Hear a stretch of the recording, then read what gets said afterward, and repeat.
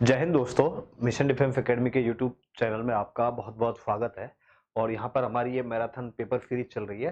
देखिए, मैं देख रहा हूँ बेटा काफी बच्चे कमेंट सेक्शन में बता रहे हैं, मुझे भी बहुत अच्छा लगता है कि सर इस क्वेश्चन में ये है, इस क्वेश्चन में ये है। कई क्वेश्चन में हो सकता है मुझसे मिस्टेक हो जाती हो, तो कई लोग आंसर भी देते हैं, लेकिन बेटा मैं ज्यादातर बता दिया है मैंने पहले ही आपको कि जो ज्यादातर जो क्वेश्चन है हम बहुत अच्छे तरीके से कम मिस्टेक हो इस तरीके से तैयार करके हम आपको मैटर दे रहे हैं पूरा। लेकिन हो सकता है फिर भी एक आध क्वेश्चन में मिस्टेक हो गई हो, तो बेटा जो जो क्वेश्चन है मिस्टेक पूरे ही पेपरों में मैं उनके ऊपर एक स्पेशल वीडियो बनाऊंगा और आपके लिए बताऊंगा कौन से क्वेश्चन में क्या मिस्टेक है, यदि कोई क्वेश्चन में है तो। बाकी ऐसा नहीं है बेटा, सारे क्वेश्चनों में जो आप बोल रहे हो उनमें से है एक आध क्वेश्चन, उसमें जो होगी उसे आपको बिल्कुल बताया जाएगा बेटा। और बहुत अच्छा लगता है जब आप इस तरीके से इन सारी चीजों को बताते हो। मेघदूत के रचयिता का नाम है, देखो बेटा पुस्तक है, यहाँ पे कई पुस्तक है। देखो मेघदूत के रचयिता कौन है, तो ध्यान रखना मेघदूत के रचयिता है वो कौन है, कालिदास है। देखो कालिदास जी के मैं और पुस्तकें बता देता हूं बेटा। अभिज्ञान शाकुंतलम, देखो अभिज्ञान शाकुंतलम भी इनकी पुस्तक है। अभिज्ञान शाकुंतलम, रघुवंशम, देखो इनकी ये फेमस पुस्तक है बेटा। ज्यादातर पुस्तक ऐसी है, मेघदूतम, कुमार संकलम, लास्ट में मां आ रहा है, वो ज्यादातर इनकी पुस्तक है। मावलिकाग्निमित्रम, मावलिकाग्निमित्रम, ये भी किसकी है, कालिदास जी की पुस्तक है। तो कुमार संभव, कुमार संभव, देखो ये जो पुस्तक है ये आपकी कालिदास जी की पुस्तक है। इन्होंने बहुत सारी पुस्तकें लिखी है, लेकिन जो मेन पुस्तक है इनकी अभिज्ञान शाकुंतलम, रघुवंशम, कुमार, मावलिकाग्निमित्रम, कुमार संभव और काली ये मेघदूतम। तो ये किसकी रचना है, कालिदास जी की। तुलसीदास जी की जो फेमस पुस्तक है वो कौन सी है बेटा, रामचरितमानस है। कौन सी है, रामचरितमानस है। इसके बाद चलिए अगला क्वेश्चन, अगले क्वेश्चन पे चलते हैं। स्वतंत्र भारत में राज्य की प्रथम महिला मुख्यमंत्री कौन थी। देखो इंदिरा गांधी ये प्रथम प्रधानमंत्री थी, प्रथम महिला प्रधानमंत्री, प्रथम महिला प्रधानमंत्री, प्रथम महिला प्रधानमंत्री। और अब तक की ये केवल एक ही महिला प्रधानमंत्री है भारत की जो रही हैं। कौन है वो, इंदिरा गांधी। सुचेता कृपलानी, ध्यान रखना ये जो सुचेता कृपलानी है ये एक स्वतंत्रता सेनानी भी थी। ठीक है, स्वतंत्रता सेनानी भी थी और ये बाद में उत्तर प्रदेश की मुख्यमंत्री बनी थी। तो प्रथम महिला जो मुख्यमंत्री हैं वो सुचेता कृपलानी को प्रथम महिला मुख्यमंत्री होने का गर्व है, गर्व प्राप्त है। और ध्यान रखना ये कौन से राज्य की थी, उत्तर प्रदेश की थी। इसके बाद चलिए अगले उसमें चलते हैं। भारत की सबसे बड़ी शुद्ध पानी की झील कौन सी है। देखो एक तो शुद्ध पानी हटाओ, भारत की सबसे बड़ी झील की बात करें, कई बार बता चुका हूं बेटा, उड़ीसा की चिल्का झील भारत की सबसे बड़ी है। उड़ीसा की चिल्का झील भारत की सबसे बड़ी है और दुनिया की सबसे दूसरी बड़ी है। दुनिया की दूसरी बड़ी है बेटा, कैस्पियन सागर के बाद दूसरी बड़ी है। ठीक है, कैस्पियन सागर के बाद भारत की सबसे बड़ी की बात करें और दुनिया की सबसे बड़ी की, दुनिया की दूसरी सबसे बड़ी की बात करें तो वो चिल्का झील है। ध्यान रखना सबसे बड़ी है वो कैस्पियन सागर है। इसके बाद बात करें बेटा, देखो डल झील, डल झील आपकी श्रीनगर में, जम्मू कश्मीर। ठीक है, रेणुका झील, देखो ध्यान रखना जो आपकी रेणुका झील है, ध्यान रखना ये रेणुका देवी के नाम पर है। किसके नाम पर है, रेणुका देवी के नाम पर है और ये आपकी सिरमौर हिमाचल में, सिरमौर हिमाचल, ये जे&के में, जम्मू कश्मीर। ठीक है, सिरमौर कहां पे है, हिमाचल में। बेटा बात करें हम गोविंद सागर झील, देखो गोविंद सागर झील के बारे में मैंने बताया था, ये भी आपकी बिलासपुर हिमाचल में, भाखड़ा नागल डैम के वजह से बिलासपुर हिमाचल। और बुलर झील, देखो ये भी आपकी ध्यान रखना बेटा जम्मू कश्मीर में। ठीक है, कहां पे है, जम्मू कश्मीर में बुलर झील। और बुलर झील ही ध्यान रखना बेटा, बुलर झील है आपकी ये झेलम नदी के पास है, झेलम नदी का ही पानी आता है इसमें ज्यादातर। और ये ध्यान रखना भारत की सबसे बड़ी शुद्ध पानी की झील है। कौन सी झील है, झील बुलर झील है। कौन सी झील है आपकी, बुलर झील है। ध्यान रखना बेटा बुलर झील आपकी सबसे शुद्ध पानी की झील है। और ध्यान रखना यहाँ पे एक बेटा तुलमुल परियोजना भी है। ठीक है, ये क्वेश्चन भी आ जाता है, तुलमुल परियोजना कहाँ है, तो तुलमुल परियोजना भी है यहाँ पे एक। तो भारत की सबसे बड़ी जो शुद्ध पानी की झील है वो वुलर झील है, कहां पे है, जम्मू कश्मीर में। इसके बाद चलिए आगे चलते हैं। काजीरंगा राष्ट्रीय उद्यान, देखो पहली चीज, काजीरंगा राष्ट्रीय उद्यान है कहां? ये असम में है। कहां पे? असम में है। और ध्यान रखना, एक सींग वाले गेंडे के लिए प्रसिद्ध है। एक सींग वाला गेंडा, हम जिसे भारतीय गेंडा भी कहते हैं, क्या बोलते हैं? भारतीय गेंडा भी बोलते हैं। तो काजीरंगा राष्ट्रीय उद्यान किस जानवर के लिए प्रसिद्ध है? एक सींग वाला गेंडा है। सिंह के लिए ध्यान रखना, मैंने बताया था गिर राष्ट्रीय उद्यान गुजरात। गिर राष्ट्रीय उद्यान गुजरात, गुजरात में। ध्यान रखना, गिर राष्ट्रीय उद्यान कहां है? गुजरात में, जिसको हम भारतीय शेर भी कहते हैं, बब्बर शेर या भारतीय शेर। तो गिर राष्ट्रीय उद्यान सिंह के लिए प्रसिद्ध है। काजीरंगा की बात करें तो बेटा वेरी वेरी इंपॉर्टेंट है, काजीरंगा राष्ट्रीय उद्यान असम में है और ये एक सींग वाले गेंडे के लिए प्रसिद्ध है। एक सींग वाले गेंडे को ही भारतीय गेंडा कहा जाता है।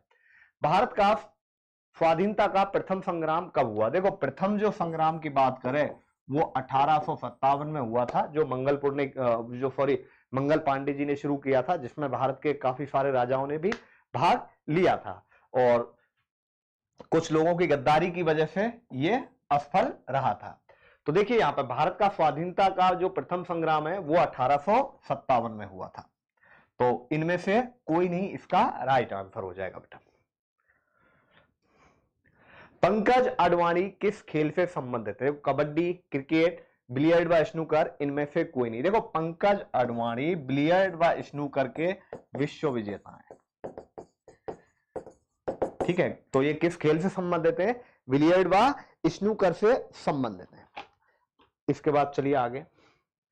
महात्मा गांधी ने असहयोग आंदोलन कब शुरू किया? देखो बेटा असहयोग आंदोलन की बात करें, जब 1857 की क्रांति हुई उसके बाद छोटे मोटे आंदोलन तो होते रहे, लेकिन जो बड़े लेवल का एक आंदोलन हुआ वो असहयोग आंदोलन ही हुआ था। ध्यान रखना, जो बहुत बड़े लेवल पर हुआ था असहयोग आंदोलन को हुआ था। यह आपका बेटा अगस्त 1920 में शुरू हुआ था। इसमें क्या किया था बेटा? महात्मा गांधी ने एक शांतिपूर्ण आंदोलन किया था।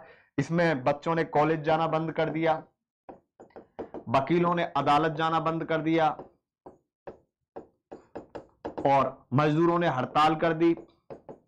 मजदूरों ने एक तरीके से मैं कहूं काम पे जाना बंद कर दिया। यह आंदोलन महात्मा गांधी जी ने यही बोला था उस समय कि भाई आप यदि मेरे हिसाब से 1 साल चलो तो हमें 1 साल में ही स्वराज्य की प्राप्ति हो जाएगी। लेकिन होता क्या है कि बेटा 1857 के बाद इस आंदोलन से अंग्रेजी शासन की नींव है वो हिल चुकी थी। तो इसके बाद क्या है कि बेटा एक 1922 में चौरा चौरी कांड हुआ था। एक 1922 में चौरा चौरी कांड हुआ था। इसमें क्या है कि बेटा एक थाने को आग लगा दी गई थी। इसमें क्या हुआ था? एक थाने को आग लगा दी गई थी और एक थाने को आग लगाने से एक थाने को जो आग लगाई थी वो गोरखपुर में लगाई थी बेटा। कहां पे? गोरखपुर में एक थाने को आग लगा दी गई थी। इसमें क्या है कई सिपाही जिंदा जल गए थे। तो उसके बाद क्या है कि महात्मा गांधी इससे बहुत आहत हुए और उन्होंने इस आंदोलन को वापस ले लिया। हालांकि उस समय जितने भी लोग थे उन सबने महात्मा गांधी का विरोध किया कि भाई ये आंदोलन वापस नहीं लिया जाना चाहिए, लेकिन उन्होंने यह आंदोलन वापस लिया। उसके बाद क्या होता है कि बेटा मदन मोहन मालवीय ने मोर्चा संभाला, क्योंकि जो आग लगाई थी उसमें काफी किसान थे और उसमें से लगभग उन्होंने मुकदमा लड़के, किसने? मदन मोहन मालवीय जी ने मुकदमा लड़के बहुत सारे किसानों को, लगभग 151 किसानों को बचा लिया था फांसी से। बाकी लगभग 25-30 लोगों को फांसी दी गई थी, लेकिन ज्यादातर को मदन मोहन मालवीय जी ने बचा लिया था। इसके बाद चलिए आगे। सबसे अधिक आबादी वाला देश कौन सा है? देखो बेटा सबसे अधिक आबादी वाला देश चीन है, दूसरे पे आपका भारत है। ध्यान रखना, सबसे आबादी वाला देश चीन है और चीन के बाद जो आबादी वाला देश है वो आपका कौन सा है? हमारा देश है भारत देश। ओलंपिक खेल कितने साल के बाद होते हैं? देखो ध्यान रखना बेटा, ओलंपिक खेल हर 4 साल के बाद होते हैं। अभी जैसे 2016 में हुए थे, 2020 जो 2020 के हुए थे वो कहां पे हुए थे बेटा? अभी मैं बता देता हूं बेटा, ये ध्यान रखना है आपको। 2016 रियो डी जेनेरियो में हुए और 2020 के कहां पे हुए? 2020 के जो खेल हैं वो कहां पर हुए? आपके अभी हुए बेटा टोक्यो ओलंपिक, जो 21 में हुए थे। हालांकि ध्यान रखना जो 21 में हुए और 2024 के जो प्रस्तावित हैं वो कहां पे हैं? पेरिस में। कहां पे है? पेरिस में। इसके बाद चलिए आगे चलते हैं। पृथ्वी का फेफड़ा कहा जाता है नील नदी। देखो बेटा नील नदी के बारे में मैंने बता दिया, मिस्र का वरदान, नील नदी का वरदान कहा जाता है मिस्र को, ध्यान रखना। और ये दुनिया की सबसे बड़ी नदी है। ये आपकी बहाव क्षेत्र की दृष्टि से, बहाव क्षेत्र की दृष्टि से सबसे बड़ी है, सबसे बड़ी है, ध्यान रखना। ठीक है, अब बात करते हैं पृथ्वी का फेफड़ा किसे कहा जाता है। देखो बेटा, पृथ्वी के फेफड़े की बात करें हम, अमेजोन नदी है जो आपकी, कौन सी नदी है, अमेजोन नदी है, ध्यान रखना बेटा। लगभग इसकी 1000 से ज्यादा सहायक नदियां हैं और अमेजोन के जंगल विश्व प्रसिद्ध हैं, ध्यान रखना। अमेजोन के जंगल, अभी भी जंगलों में बेटा इतनी प्रजातियां रह रही हैं, लगभग 50 से अधिक जनजातियां तो वहां ऐसी रह रही हैं जिनका बाहरी लोगों से कोई संपर्क ही नहीं है।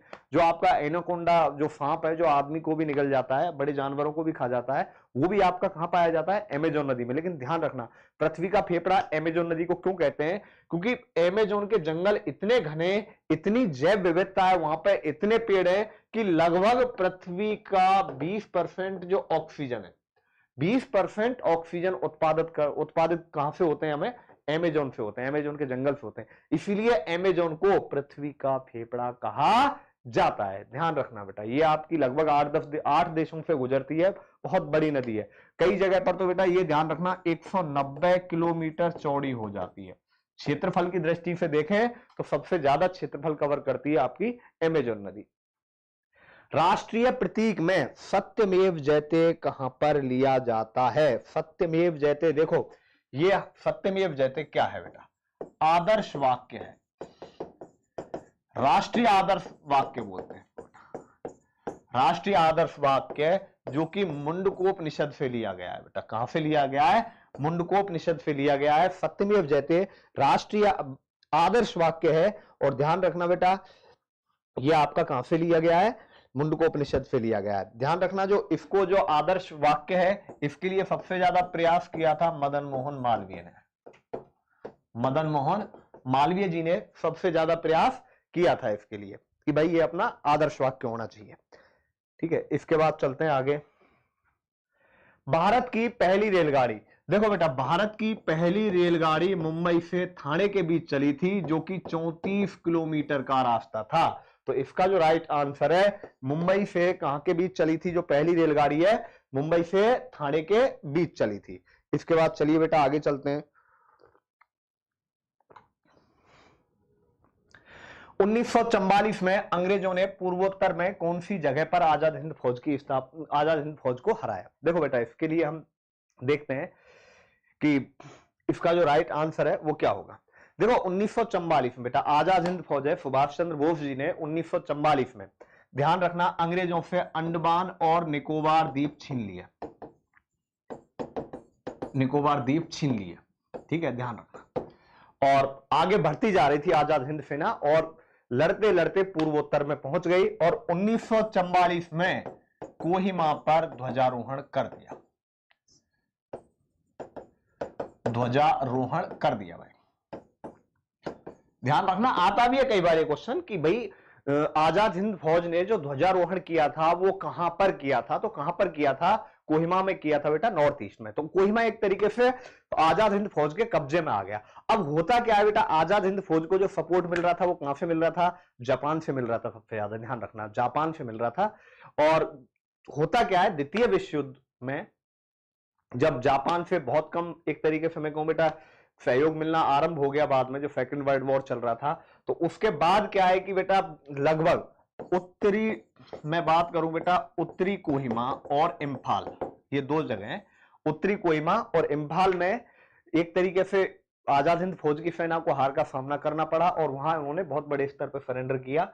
तो इसमें बेटा कौन सी जगह पर हार गए थे वो, तो यहां पर ऑप्शन के हिसाब से देखेंगे तो इम्फाल है, बाकी उत्तरी कोहिमा भी है। ध्यान रखना, कई बार ये क्वेश्चन आता है कि ध्वजारोहण कहां पर किया था, तो उसका जो राइट आंसर होगा वो, उसका राइट आंसर क्या होगा, कोहिमा होगा।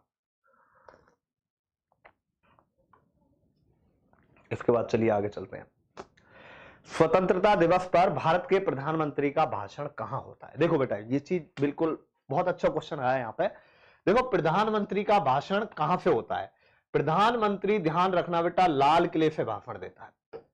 प्रधानमंत्री का भाषण 15 अगस्त की बात करें बेटा, 15 अगस्त को। देखो 2-3 क्वेश्चन बताऊंगा मैं यहां पे, 15 अगस्त को प्रधानमंत्री लाल किले से भाषण देता है और वहीं पर ध्वजारोहण होता है बेटा। क्या होता है? ध्वजारोहण। ध्वजारोहण करता है बेटा प्रधानमंत्री। लेकिन बात करें हम 26 जनवरी की, 26 जनवरी को, तो 26 जनवरी को बेटा देखो 15 अगस्त को ध्वजारोहण होता है, लेकिन 26 जनवरी को ध्यान रखना बेटा ध्वजारोहण नहीं होता है। जो होता है वो ध्वजा फहराई जाती है, झंडा फहराया जाता है। ध्यान रखना क्या किया जाता है? झंडा फहराया जाता है। और किसके द्वारा फहराया जाता है? राष्ट्रपति के द्वारा। कहां पर? राजपथ पर। कहां पर? राजपथ पर। तो ये क्वेश्चन ध्यान रखना बहुत इंपॉर्टेंट है। 15 अगस्त की बात करें, स्वाधीनता दिवस कहा जाता है 15 अगस्त को, ठीक है, स्वतंत्रता दिवस कहा जाता है 15 अगस्त को। और 15 अगस्त पर ध्वजारोहण किया जाता है प्रधानमंत्री के द्वारा। कहां पर? लाल किले पर। और ध्यान रखना 26 जनवरी को झंडा है वो फहराया जाता है, किसके द्वारा? राष्ट्रपति के द्वारा। और कहां पर? राजपथ पर। इसके बाद चलिए आगे चलते हैं। राष्ट्रीय प्रतीक में कितने शेर होते हैं? देखो बेटा राष्ट्रीय प्रतीक में ध्यान रखना बेटा, राष्ट्रीय प्रतीक है जो अशोक के सारनाथ स्तंभ से लिया गया है। कहां से? सारनाथ स्तंभ से, जिसमें 4 सिंह होते हैं। कितने सिंह होते हैं? 4 सिंह होते हैं। और उनका मतलब होता है बेटा गर्व, हिम्मत, साहस, विश्वास। इसके बाद चलिए आगे। तो देखो यहां पर आपका बेटा जो जीके वाला पोर्शन है वो कंप्लीट हो जाता है। इसके बाद चलते हैं हम जनरल साइंस की ओर। तो देखो ये काफी अच्छा पेपर है और इसमें बेटा जो जो क्वेश्चन बनेंगे वो मैं आपको आगे और बताता चलूंगा। क्योटो प्रोटोकॉल किससे संबंधित है? देखो बेटा क्योटो प्रोटोकॉल है क्या? एक अंतरराष्ट्रीय संधि है। अंतरराष्ट्रीय संधि है किस पर? जलवायु परिवर्तन पर। ध्यान रखना ये जलवायु परिवर्तन पर एक अंतरराष्ट्रीय संधि है। और इसमें क्या है बेटा? जलवायु परिवर्तन को रोकना है। और रोकने के लिए जो इनका क्या है बेटा, जो भी सदस्य देश हैं, ग्रीन हाउस गैस का उत्सर्जन रोकना है बेटा। ग्रीन हाउस गैस का उत्सर्जन रोकना है। ग्रीन हाउस गैस मतलब जिससे कि ग्रीन हाउस का प्रभाव बढ़ता है। तो ग्रीन हाउस गैस को कम से कम उत्सर्जन करना है, ये इसका मुख्य उद्देश्य है। हालांकि बहुत सारी शर्तें लगा रखी हैं लेकिन अमल में बहुत कम आती हैं। इसके बाद चलिए आगे। कार्य करने की क्षमता को क्या कहते हैं? बेटा 2 चीज होती हैं, एक तो कार्य करने की क्षमता और एक होता है बेटा कार्य करने की दर, मतलब W/T। ये होती है बेटा कार्य करने की दर। इसको बोलते हैं P, यानी कि क्या बेटा? शक्ति। तो कार्य करने की दर की बात करें तो शक्ति होती है और शक्ति का मात्रक होता है क्या? वॉट। लेकिन कार्य करने की क्षमता बोलिए तो बेटा कार्य करने की क्षमता आपकी ऊर्जा कहलाती है। ध्यान रखना बहुत कंफ्यूजिंग क्वेश्चन है ये।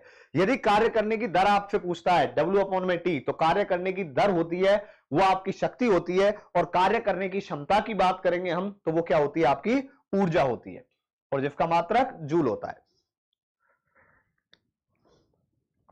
इसके बाद चलो आगे। सूर्य की किरणों को एक स्थान पर केंद्रित करता है। देखो बेटा एक स्थान पर केंद्रित करता है वो आपका बेटा उत्तल लेंस है। कौन सा लेंस है? उत्तल लेंस। देखो 2 चीज ध्यान रखना बेटा, यदि यहां दर्पण पूछता तो क्या होता? आपका अवतल दर्पण होता। देखो 2 चीज होती है, एक तो लेंस है। लेंस की बात करें, देखो बेटा एक लेंस है और एक दर्पण है। देखो लेंस होती है वो आपकी बेटा, देखो लेंस से सूर्य की किरणें आर पार निकल जाती हैं, तो लेंस होती है वो आपकी अपवर्तन के सिद्धांत पर कार्य करती है। और दर्पण है बेटा, दर्पण से टकरा के तो वापस ही जाएंगी, ये आपकी परावर्तन के सिद्धांत पर काम करता है दर्पण। आपका ध्यान रखना बेटा।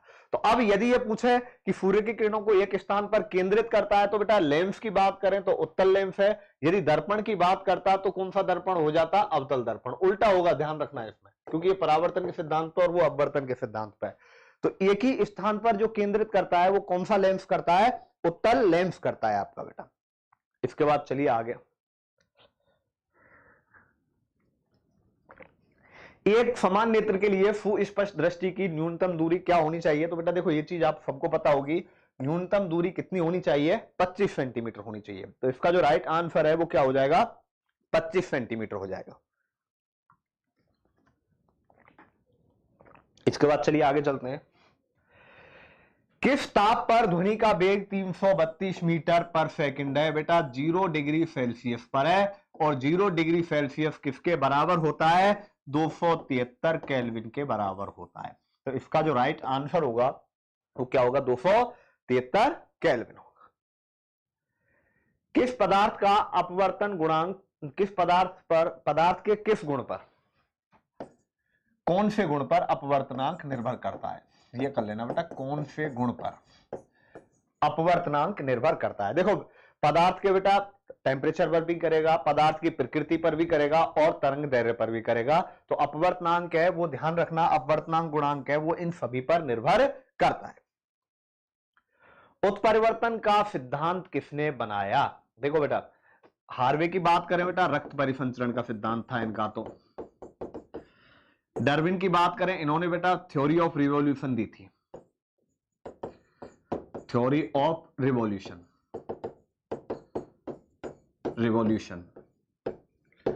और ह्यूगो डी ब्रीज ने ध्यान रखना उत्परिवर्तन का सिद्धांत दिया था। तो इसका जो राइट आंसर है वो क्या होगा? Hugo de Vries. यदि बी समूह के व्यक्ति को रक्त की आवश्यकता है तो निम्न में से कौन सा रक्त समूह का दान किया जा सकता है? देखो कोई व्यक्ति को बेटा, कोई बी समूह वाला व्यक्ति है तो देखो ध्यान रखना उसको या तो बी दिया जाएगा या ओ दिया जाएगा, क्योंकि ओ को बोलते हैं सर्वदाता, क्योंकि ओ वाला सबको दे सकता है। ए बी की बात करें इसको बोलते हैं बेटा सर्वग्राही, यानी कि बात करें तो ए बी किसका ले सकता है? ध्यान रखना बेटा ए बी का भी ले सकता है, ए बी किसी का भी ले सकता है, इसीलिए इसको क्या बोलते हैं? सर्वग्राही बोलते हैं। और ओ को बोलते हैं सर्वदाता। तो बी समूह वाले व्यक्ति को रक्त की आवश्यकता है तो इसके लिए या तो बी चाहिए या फिर ओ चाहिए। तो इसका जो राइट आंसर होगा वो क्या हो जाएगा? ओ और बी इसका राइट आंसर हो जाएगा बेटा। इसके बाद चलिए आगे चलते हैं। वसा में कौन सा विटामिन घुलता है? देखो बेटा ये क्वेश्चन बहुत बार आता है, vitamin B, vitamin C, vitamin B C और विटामिन ए डी ई के। वसा में घुलनशील की बात करें, देखो ध्यान रखना बेटा, जल में घुले की बात करें तो विटामिन बी और सी जल में घुले हैं। वसा की बात करें तो ध्यान रखना बाकी जो विटामिन है आपके ई डी ई के, एडेक, ए डी ई और के, तो ये एडेक है, ये आपके वसा में घुलनशील विटामिन है। तो ध्यान रखना वसा में घुलनशील विटामिन कौन कौन से आपके? ए डी ई के। जल की बात करें तो जल में घुलनशील विटामिन कौन से? बी और सी।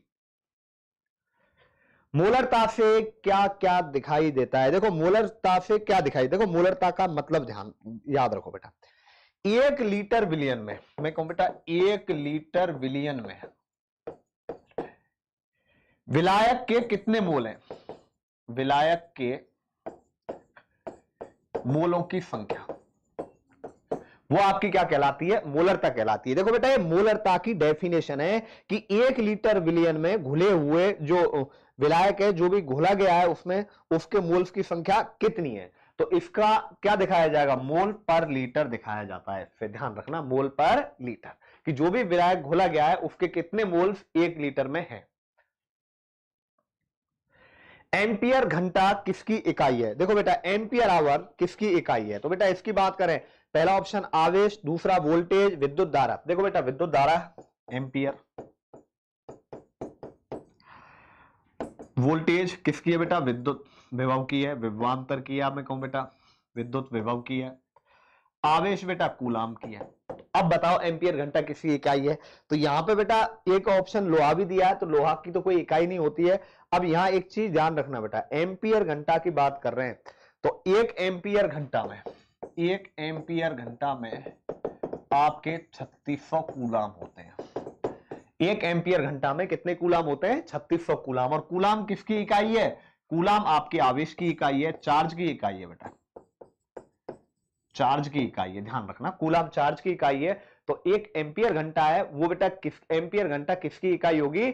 आवेश की होगी। बेसिकली जो बैटरी की क्षमता है बेटा, एक ऑप्शन आ जाता है यहां पे, बैटरी की क्षमता, तो बैटरी की क्षमता भी इसका राइट आंसर होता है। ध्यान रखना जो एम्पियर घंटा में बैटरी की क्षमता को मापा जाता है।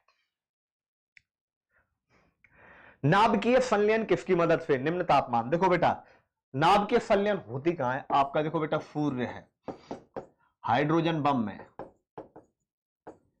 हाइड्रोजन बम और सूर्य में मुख्यतः नाभिकीय संलयन की क्रिया होती है। और नाभिकीय संलयन में एक्चुअली होता क्या है, दो अणु जुड़ते हैं और नाभिकीय विखंडन में एक अणु दो भागों में टूटता है, तो वो नाभिकीय विखंडन है। जैसे परमाणु भट्टी में आपकी वो कौन सी क्रिया होती है, नाभिकीय विखंडन। और नाभिकीय संलयन कहां पे होती है, आपकी सूर्य में और हाइड्रोजन बम में। अब नाभिकीय संलयन दो अणुओं को जोड़ने के लिए हाई टेम्परेचर, उच्च ताप चाहिए बेटा, और ध्यान रखना उच्च दाब चाहिए। उच्च ताप और उच्च दाब चाहिए, तो इसका राइट आंसर उच्च ताप। तो यहां बेटा ये कर लेना, उच्च ताप और हाई टेम्परेचर चाहिए और हाई प्रेशर चाहिए, ध्यान रखना। तो इसके लिए क्या चाहिए हमें, उच्च तापमान और उच्च दाब। एसी को डीसी में बदलने के काम आता है। देखो बेटा, एसी को डीसी में बदलने के प्रत्यावर्ती धारा को दिश धारा में कौन बदलता है, चालक, रेक्टिफायर। देखो बेटा, रेक्टिफायर, इसको हिंदी में क्या बोलते हैं, दिष्टकारी। ध्यान रखना, एसी को डीसी में, एसी टू डीसी कन्वर्ट करता है रेक्टिफायर, और डीसी टू एसी कन्वर्ट करता है आपका इन्वर्टर। ठीक है, तो ये क्वेश्चन भी कई बार आपका एग्जाम में आता है, ध्यान रखना बेटा। एसी को डीसी में कन्वर्ट करता है आपका रेक्टिफायर या दिष्टकारी। अब आओ आगे। बंद कमरे में कार्यरत फ्रिज का दरवाजा खोलने पर कमरे के तापमान पर क्या प्रभाव पड़ेगा। देखो बेटा, बंद कमरा है और बंद कमरे में आपका फ्रिज का दरवाजा खोल दिया। देखो, इससे पहले हम बेटा जो फ्रिज है उसका सिद्धांत समझेंगे बेटा, वो किस सिद्धांत पर कार्य करता है। मान लो कोई भी आप सामान लाए, या आप ये मान के चलो बेटा कोई भी सेब लेके आए हो, वो आपने फ्रिज में रख दिया। बेसिकली फ्रिज में क्या होता है बेटा, वो कंप्रेसर होते हैं, और कंप्रेसर क्या करते हैं, फ्रिज के अंदर जो टेम्परेचर है वो टेम्परेचर कम होता है, और बाहर से आप जो वस्तु लाए हो वो उसका टेम्परेचर निकाल के बाहर कंप्रेस कर देता है, तो उसको कहां फेंकता है, बाहर निकाल देता है। और जो फ्रिज के अंदर कम टेम्परेचर होता है, तो एक तरीके से जो वस्तु आपने उसमें रखी है उसका भी टेम्परेचर क्या हो जाता है, कम हो जाता है। अब बात करें, आपने कमरे का दरवाजा, जो फ्रिज का दरवाजा है वो खोल दिया, फ्रिज का दरवाजा खोल दिया, तो इसका मतलब क्या हुआ, इसका मतलब यह है कि बेटा जो कमरा है एक तरीके से ये समझो वो फ्रिज में ही आ गया। अब क्या करेगा, कमरे का टेम्परेचर ज्यादा है, फ्रिज के अंदर का टेम्परेचर कम है, तो बाहर के टेम्परेचर को वो अंदर लेगा, तो बात वही है बेटा, फिर वो कंप्रेस करेगा तो पीछे होके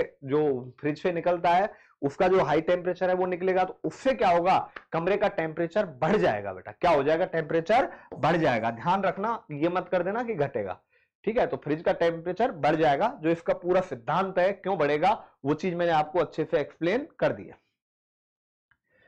निम्न में से किसे विंटर ग्रीन तेल कहा जाता है। देखो बेटा, विंटर ग्रीन तेल की बात करें तो विंटर ग्रीन तेल क्या होता है। देखो बेटा, साउथ अफ्रीका में शायद कुछ ऐसे पौधे या झाड़ियां होती हैं, ऐसे पौधे या झाड़ियां होती हैं, ध्यान रखना, पौधे या सदाबहार होते हैं वो, ध्यान रखना, एक तरीके से मैं कहूं सदाबहार होते हैं, जिनकी सर्दियों में पत्तियां नहीं झड़ती हैं,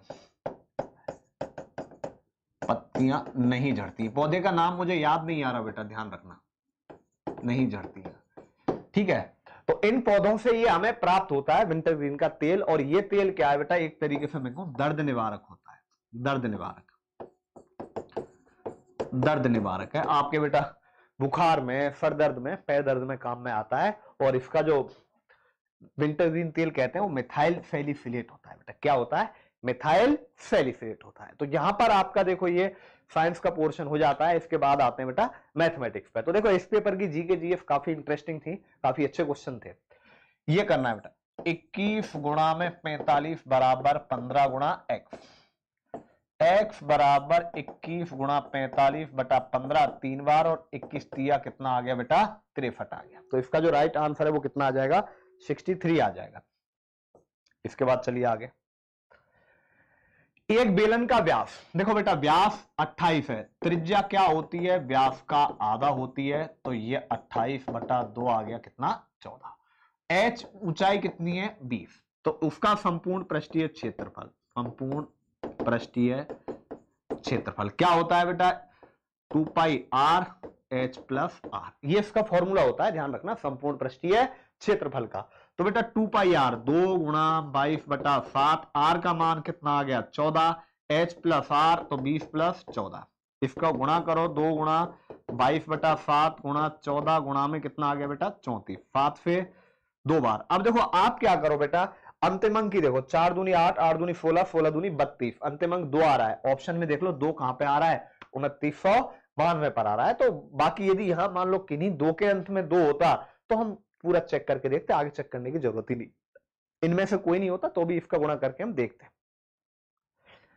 इसके गुणनखंड होंगे। देखो बेटा, एक फॉर्मूला है ए क्यू माइनस बी क्यू, ये होता है ए minus B, A square plus B square plus A B, ये फॉर्मूला है। तो यहां दिया है एक्स क्यू माइनस 27, तो इसको लिख सकता हूं मैं एक्स क्यू माइनस 3 का क्यूब। तो इसको क्या लिखूंगा बेटा, एक्स माइनस 3 इस फॉर्मूले में रखूंगा, एक्स स्क्वायर प्लस 3 का स्क्वायर कितना आ गया 9 प्लस 3x। तो इसमें देख लो x माइनस 3, एक्स माइनस 3, या तो ये या ये तो होगा ही नहीं, x square plus 3x plus 9। तो इसका जो राइट आंसर है वो कौन सा हो जाएगा बेटा, पहला ही इसका राइट आंसर हो जाएगा। इसके बाद चलिए आगे चलते हैं।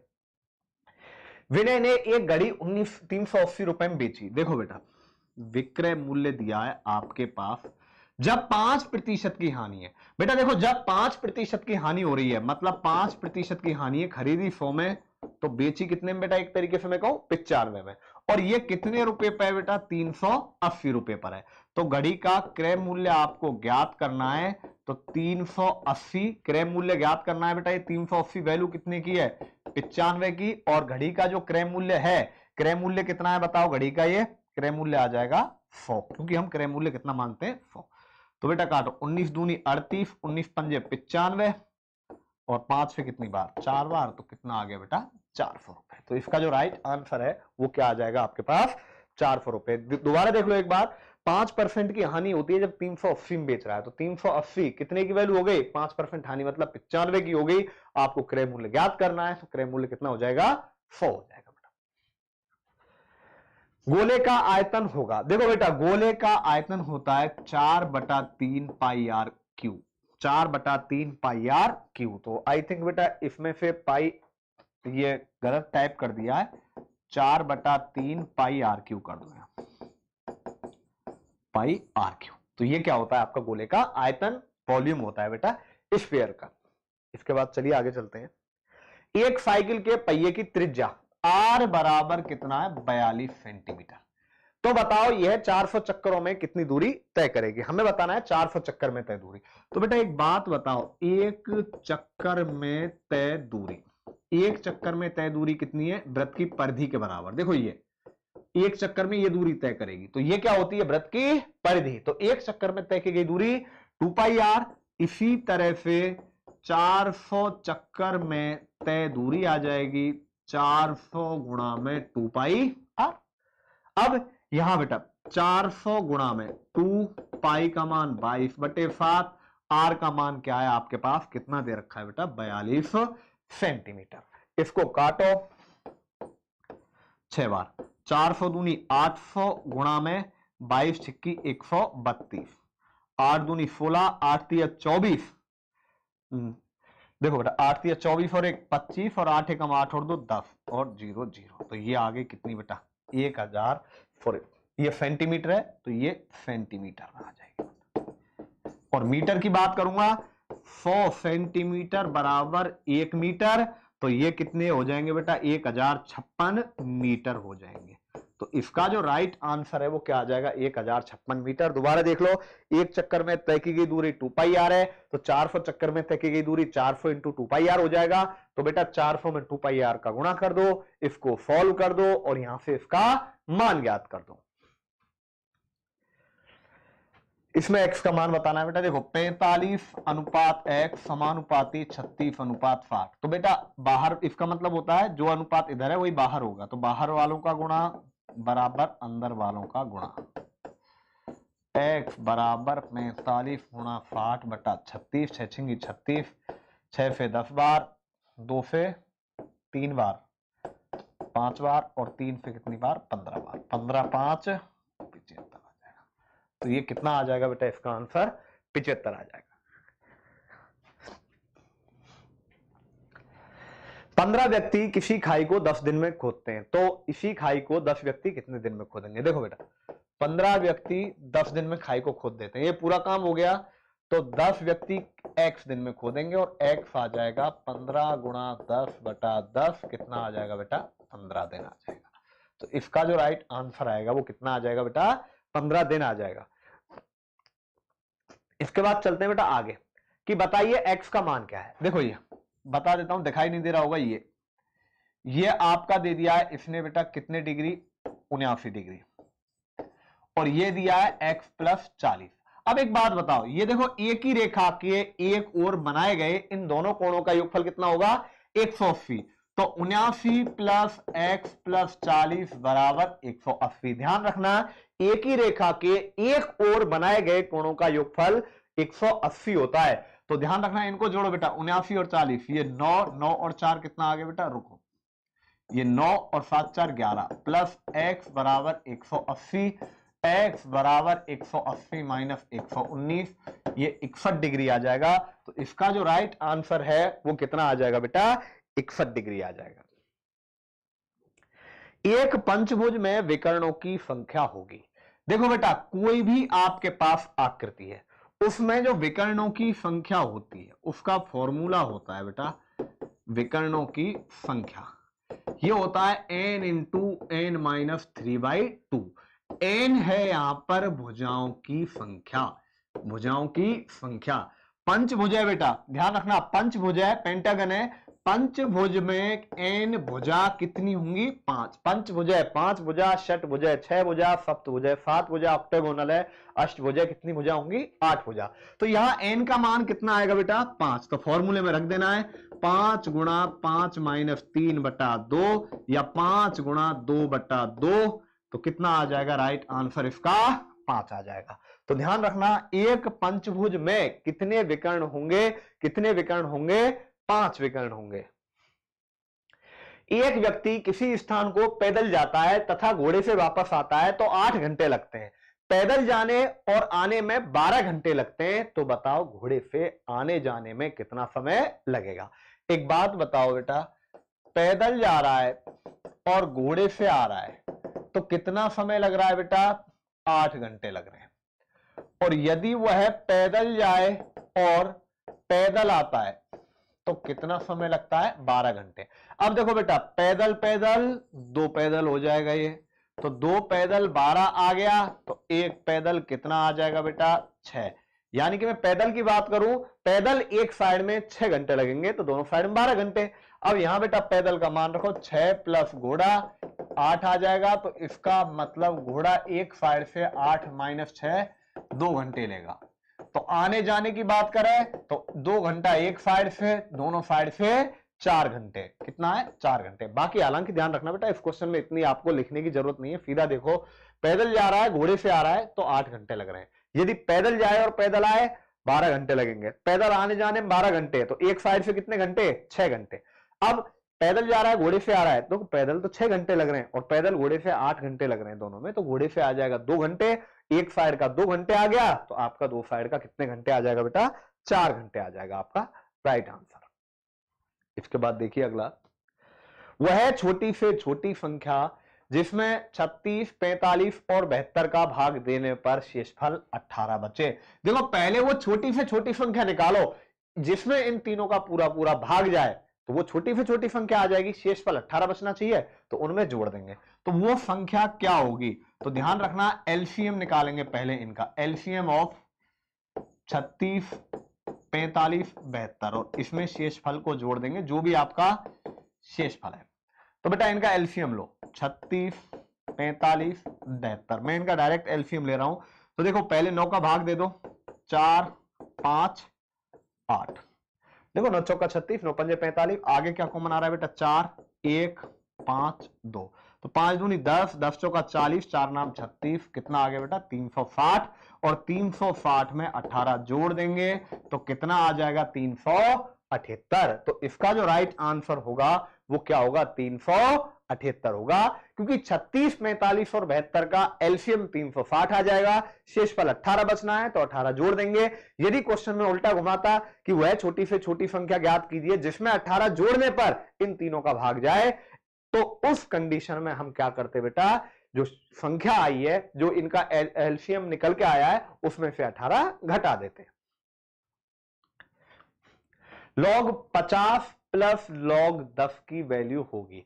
देखो बेटा log 50 और log 10, देखो log m गुणा में n है, ये होता है आपका log m plus log n। हमें क्या करना है बेटा, उल्टा भी लिख सकते हैं, यदि log m प्लस n है तो उसको log m गुणा n भी लिख सकते हैं। तो ऐसे ही यहां log 50 प्लस log 10 है तो इसको लिख सकता हूं बेटा log 50 प्लस log 10 है। ये मुझे लगता है बेटा क्वेश्चन में थोड़ी सी मिस्टेक है, log 50 प्लस log 10 नहीं होगा, इसको एक बार आप थोड़ा सा ठीक कर लेना, ये log 50 प्लस log 20 है, 20 कर लेना बेटा इसको, ठीक है ना, 20 को मैं बता दूंगा मैं, log 50 प्लस log 20 है, तो यहां गुणा करो बेटा 50 गुणा 20, तो ये कितना, देखो यहां कुछ भी बेस नहीं होता है तो हम यहां बेस 10 मान लेते हैं, ठीक है ना।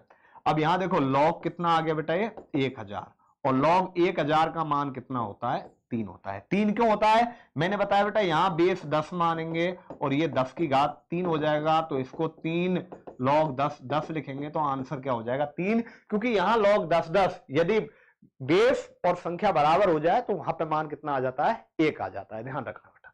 तो log 50 प्लस log 20, तो log 50 गुणा क्या हो जाएगा बेटा 20, log 1000 हो जाएगा। नहीं तो सीधा तरीका है, 1 के आगे कितनी जीरो है, 3 जीरो है, तो इसका आंसर 3 आ जाएगा। 1 के आगे 4 जीरो होती तो आंसर 4 आ जाता। राम के वेतन में 25% की वृद्धि होने पर उसके वेतन में कितनी कमी की जाए, उसके वेतन में कितनी कमी की जाए जिससे कि उसका वेतन पहले के बराबर हो जाए। देखो बेटा सीधा सा है, मान लेते हैं राम को पहले 100 रुपए मिलते थे, तो अब कितने रुपए मिलेंगे बेटा, जब 25% बढ़ गया है तो अब कितने मिलेंगे, 125 मिलेंगे। अब कह रहा है कितनी कमी की जाए जिससे कि वेतन पहले के बराबर हो जाए। एक बात बताओ बेटा, कमी कितने की करेंगे, 25 की करेंगे। भाई जितना वेतन बढ़ाया है उतनी ही कमी की जाएगी। राम का वेतन पहले 100 था, अब 25% बढ़ गया है, तो अब कितना हो गया बेटा 125, लेकिन वेतन कितना रखना है, हमें 100 रखना है। तो 100 रखना है तो 25 की कमी करनी पड़ेगी, लेकिन कमी कितने पे, 125 पे, क्योंकि अब राम का वेतन 125 है, प्रतिशत पूछा है तो गुणा में 100 आ जाएगा, 25 पंजे, और ये कितना आ गया बेटा 20% आ गया। तो इसका जो राइट आंसर है वो क्या आ जाएगा, 20% आ जाएगा। देखो ईटानगर, ईटानगर अरुणाचल, देखो दोनों में क्या संबंध है बेटा, ईटानगर की राजधानी है, ध्यान रखना बेटा, ईटानगर राजधानी है अरुणाचल प्रदेश की। देखो इम्फाल, इम्फाल ध्यान रखना बेटा, इम्फाल बताओ कहां की राजधानी है, मणिपुर की राजधानी है। इम्फाल मणिपुर की राजधानी है, त्रिपुरा की अगरतला है, ठीक है। कटक, कटक बेटा उड़ीसा की राजधानी नहीं है, उड़ीसा की भुवनेश्वर है। कोहिमा नागालैंड, बिल्कुल सही है बेटा, कोहिमा नागालैंड की राजधानी है। तो बिल्कुल इसका जो राइट आंसर है, जो संबंध ईटानगर का अरुणाचल से वही संबंध कोहिमा का नागालैंड से। यूपी की कानपुर नहीं है, लखनऊ है। बेमेल छांटी है, देखो हरिद्वार, बनारस, प्रयागराज, उज्जैन। अब क्या लॉजिक लगाओगे बेटा, देखो ऐसे क्वेश्चन आ जाए लॉजिक लगाओगे, भाई सारी धार्मिक स्थल है, पहली चीज। दूसरी चीज, हरिद्वार उत्तराखंड में, बनारस और प्रयागराज आपके यूपी में ठहरे, उज्जैन आपका एमपी में गया बेटा, तो ये भी लॉजिक नहीं लग रहा। तो यहां देखो ध्यान रखना, हरिद्वार, बनारस और प्रयाग ये गंगा नदी के किनारे है, ये गंगा नदी के किनारे बसे शहर है, लेकिन ये आपका शिप्रा नदी के किनारे बसा हुआ शहर है, महाकाल की नगरी उज्जैन। तो बेमेल कौन सा हो गया इसमें, उज्जैन। यदि 13 अप्रैल को मंगलवार था तो उसी वर्ष 16 मार्च को क्या वार होगा। देखो बेटा 13 अप्रैल, पहले मार्च, 16 मार्च और 13 अप्रैल। बेटा 13 अप्रैल, तो अप्रैल के 13 दिन हो गए, मार्च के देखो कितने दिन हो गए, 31 में से 16 घटा दो, 15 दिन मार्च इसके हो गए बेटा, यानी कि 15 दिन मार्च के हो गए और 13 दिन अप्रैल के हो गए, टोटल कितने दिन हो गए 28। हमें क्या करना है बेटा, इस तरीके का क्वेश्चन आ जाए तो पहले टोटल डेज ज्ञात करो कि भाई 13 अप्रैल, मैं कहूं 16 मार्च से 13 अप्रैल तक कितने दिन होंगे। तो बेटा 16 मार्च से, मार्च देखो 31 का होता है, तो 31 में 16 घटाएंगे, 15 दिन तो वो बचे और 13 दिन अप्रैल के हो गए। अब इसमें 7 का भाग दो, 7 का भाग देके 7 चौका 28, शेषफल देखो क्या है 0, शेषफल 0 है। अब एक चीज ध्यान रखना बेटा, 13 अप्रैल का क्या है, यहां पे मंगलवार।